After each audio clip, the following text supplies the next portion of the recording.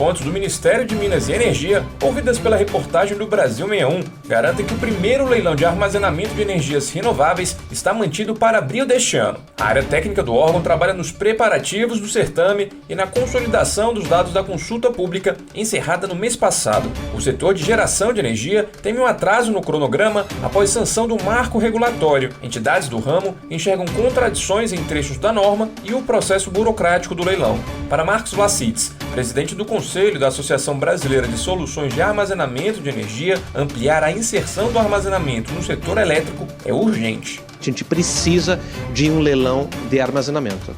Ele pode ser da geração, ele pode ser da transmissão, ele pode ser de qualquer forma, mas a gente não tem mais o luxo de debater mais um ano e meio, de que forma possivelmente se dará a inserção dessa tecnologia no sistema elétrico brasileiro, porque precisamos dela. De acordo com a entidade, o mercado já está em expansão. Empresas nacionais e multinacionais alavancam o setor de energias renováveis, enxergam o potencial brasileiro e o arcabouço legal e jurídico estão maduros o suficiente para que esse crescimento continue. Falta agora a participação direta do poder público. Atividades de grande porte, com alta demanda por energia, acompanham o desenrolar do caso de perto. Indústrias intensivas, centros comerciais, hospitais e o agronegócio podem se tornar consumidores das novas baterias de armazenamento e beneficiar direta ou indiretamente toda a população. O vice-presidente da Frente Parlamentar da Agropecuária na Câmara dos Deputados, Arnaldo Jardim, do Partido Cidadania de São Paulo, destaca que o desenvolvimento de tecnologias voltadas para a captação de energia fotovoltaica foi estratégico para a expansão de programas sociais e ajuda a entregar eletricidade para muitas famílias, inclusive no campo. A energia solar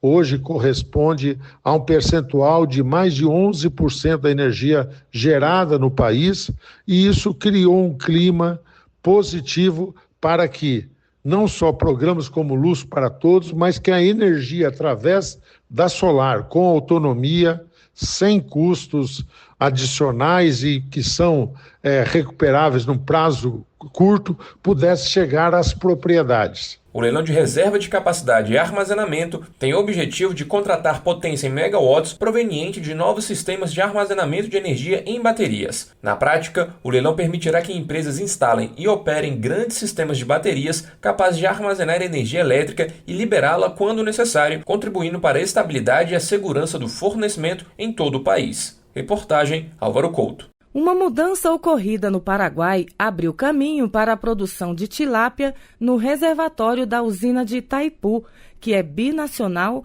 compartilhado com o Brasil. O presidente paraguaio, Santiago Penha, sancionou uma nova lei que cria regras para o licenciamento ambiental de espécies exóticas em reservatórios e outros corpos d'água. Na prática, essa legislação vai permitir que o país avance para liberar o cultivo da tilápia, atividade que até hoje era proibida no lado paraguaio por restrições legais. De acordo com o Ministério da Pesca e Aquicultura, o próximo passo agora depende de um acordo entre Brasil e Paraguai. Isso porque o tratado bilateral que regula o uso do reservatório não permite espécies exóticas. Para mudar essa regra, será necessária uma revisão do acordo. E, no caso brasileiro, essa alteração precisa ser aprovada pelo Congresso Nacional. A Itaipu e o Ministério da Pesca e Aquicultura vêm desenvolvendo estudos que mostram a viabilidade ambiental e produtiva da tilapicultura na região. Segundo a Agência Nacional de Águas, o reservatório tem capacidade para produzir até 400 mil toneladas de pescado por ano, sendo metade para cada país. No lado brasileiro, esse volume poderia quase dobrar a produção nacional em águas da União e gerar cerca de 12 mil empregos diretos e indiretos, além de fortalecer a cadeia de pesca, processamento e comercialização na região de fronteira. Da agência Rádio Gov em Brasília, Lucília Araújo. O Brasil encerrou 2025 com 13 aeroportos entre os mais pontuais do mundo, segundo o relatório On Time Performance Review da Cirium, que avalia a eficiência operacional de terminais em diferentes países. Segundo o estudo, na categoria Aeroportos de Grande Porte, Congonhas, em São Paulo, foi o brasileiro bem mais colocado. O terminal ficou em 13º lugar, com pouco mais de 82% das partidas dentro do horário programado. Entre os aeroportos de médio porte, o maior destaque foi Brasília, que alcançou a 2ª colocação global com mais de 88% de pontualidade. Também apareceram no ranking o Galeão, do Rio de Janeiro, em 6º lugar, Viracopos, em Campinas, na 8ª posição, e o Aeroporto de Belo Horizonte, em 10º lugar. Já na categoria de pequeno porte, a pesquisa revela que o Brasil teve 8 aeroportos na lista. O Santos Dumont, no Rio de Janeiro, foi o mais bem colocado entre eles, em 3º lugar, com índice de quase 90% de pontualidade. O estudo considera voo pontual aquele que parte com até 15 minutos de diferença do horário previsto e divide os aeroportos em 3 faixas de movimento: grande, médio e pequeno porte. Da agência Rádio Gov em Brasília, Lademir Filipim. Você sabia que a internet aumentou o alcance das emissoras de rádio? Além de poder ouvir nossa rádio em sua casa, trabalho e no carro, através de seu smartphone, você pode nos ouvir também em qualquer cidade, estado ou país. Basta baixar e instalar o aplicativo Radiosnet em seu celular ou tablet. É de graça. O Radiosnet está disponível para Android e iOS no site radiosnet.com.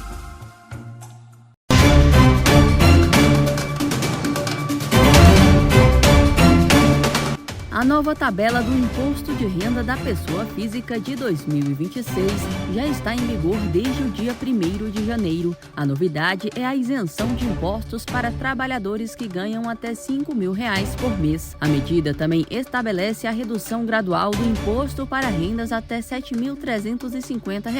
Conforme estimativas do governo federal, cerca de 16 milhões de pessoas serão beneficiadas. Os contribuintes devem se atentar ao fato de que a tabela tradicional do imposto de renda não foi alterada, ou seja, os valores em vigor em 2025 continuam. Desde que a renda mensal total não ultrapasse R$ 5.000, estão totalmente isentos do imposto de renda em 2026 os trabalhadores com carteira assinada, servidores públicos, bem como aposentados e pensionistas do INSS ou de regimes próprios. Pelas novas regras, pessoas que possuem mais de uma fonte de renda deverão complementar o imposto na declaração anual, mesmo que cada rendimento isolado seja inferior a R$ 5.000. A tabela mensal do imposto de renda em 2026 estabelece que, para a base de cálculo mensal de R$ 2.428,81 a R$ 2.826,65, a alíquota será de 7,5%, com uma dedução de R$ 182,16. Já acima de R$ 4.664,68, a alíquota cobrada será de 27,5%, com dedução de R$ 908,73. Para 2026, a alteração está nos redutores adicionais instituídos pela reforma do imposto de renda. Para garantir o benefício a quem ganha até R$ 7.350, a Receita Federal criou novas tabelas de dedução para serem aplicadas de forma simultânea à tabela tradicional. Nesse caso, quanto mais próximo a renda estiver de R$ 5.000, maior o desconto, e quanto mais próxima de R$ 7.350, menor o benefício. As mudanças devem ser aplicadas aos salários pagos a partir de janeiro, com impacto notável a partir do pagamento de fevereiro. As alterações refletirão na declaração do Imposto de Renda à Pessoa Física de 2027, que considera os rendimentos de 2026. Com informações do Ministério da Fazenda, Bianca Mingotti.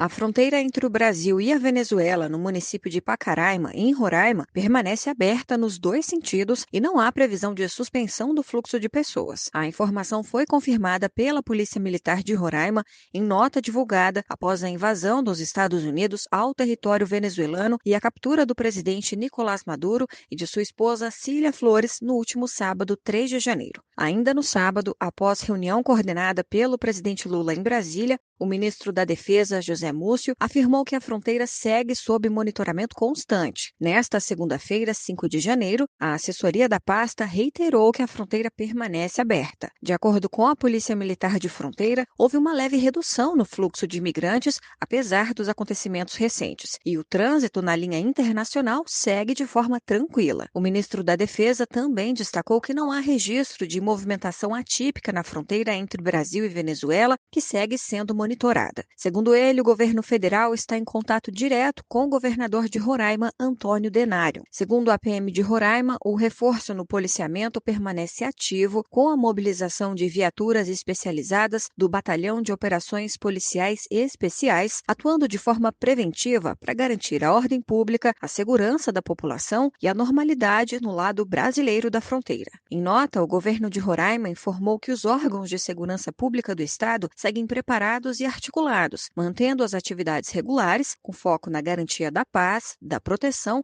e da continuidade dos serviços essenciais à população de Roraima. Reportagem Paloma Custódio. O preço da cesta básica de alimentos caiu em dezembro de 2025 em 9 capitais brasileiras, puxado principalmente por leite, arroz, açúcar, café e óleo.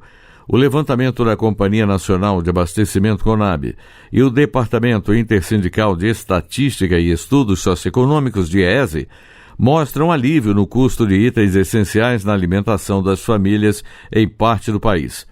São Paulo segue como a capital com a cesta básica mais cara do país, superando R$ 845, seguida por Florianópolis, Rio de Janeiro, Cuiabá e Porto Alegre. Já os menores valores foram identificados em capitais do Norte e Nordeste, em destaque para Aracaju, Maceió e Porto Velho. Pelo levantamento, entre os alimentos que mais contribuíram para a queda, o arroz teve redução em 23 capitais e o leite em 22. Açúcar, café e óleo também recuaram na maior parte das cidades pesquisadas, em geral por maior oferta interna ou queda na demanda. Os resultados variam conforme a região. O estudo também calcula a relação entre a cesta básica e o salário mínimo. Em dezembro, o trabalhador que recebe o piso nacional comprometeu, em média, quase metade da renda líquida para adquirir os produtos básicos e precisou de cerca de 99 horas de trabalho para comprar os itens. Os dados fazem parte da análise mensal da Pesquisa Nacional de Preços da Cesta Básica, referente a dezembro de 2025. Da agência Rádio Gov, em Brasília, Gilson Santa Fé. Choperia e restaurante Chapa Quente. Mais que um lugar para comer, um espaço para viver bons momentos. Na praça de alimentação do Friburgo Shopping, de segunda a segunda, o sabor ganha destaque. Petiscos preparados com carinho, pratos à la carte feitos na hora, comida quilo com qualidade e o chopp sempre gelado. Entrega em domicílio e atendimento para empresas. WhatsApp 229 9820 5534. Chapa Quente. Tradição, sabor e convivência à mesa.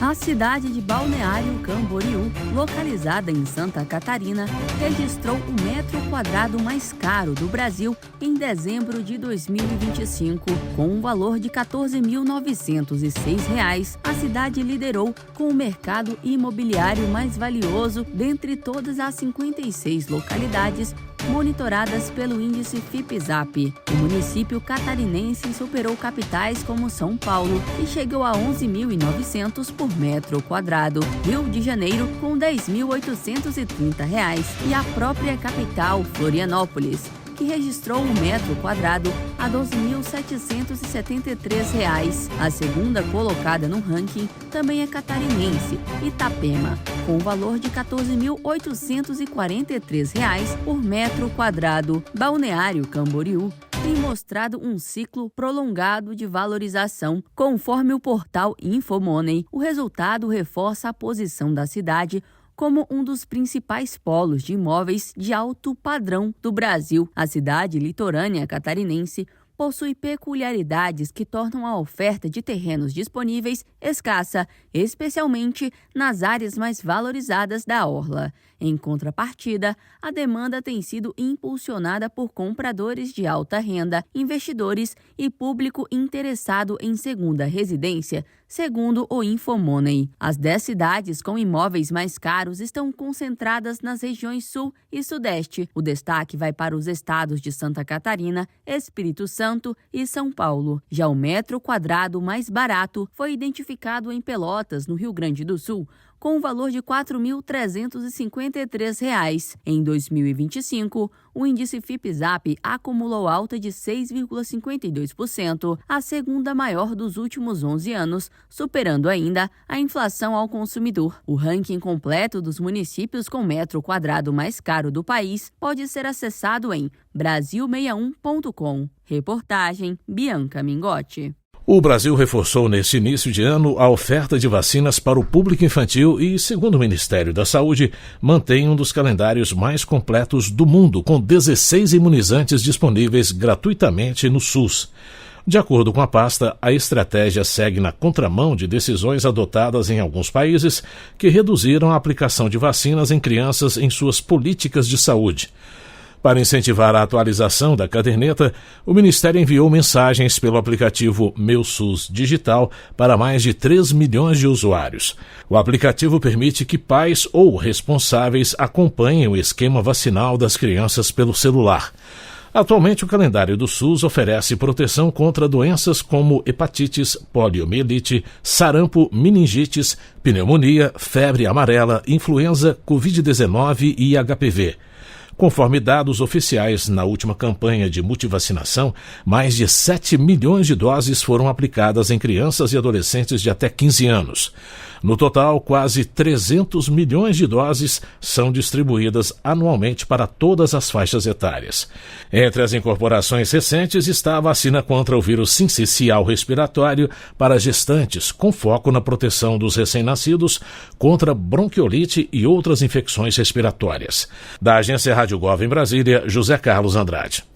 O Banco Nacional de Desenvolvimento Econômico e Social, o BNDES, liberou mais de 4 milhões de reais do Fundo Rio Doce para viabilizar a consulta prévia livre e informada a comunidades tradicionais de faiscadores e garimpeiros atingidas pelo rompimento da barragem de Fundão, em Minas Gerais.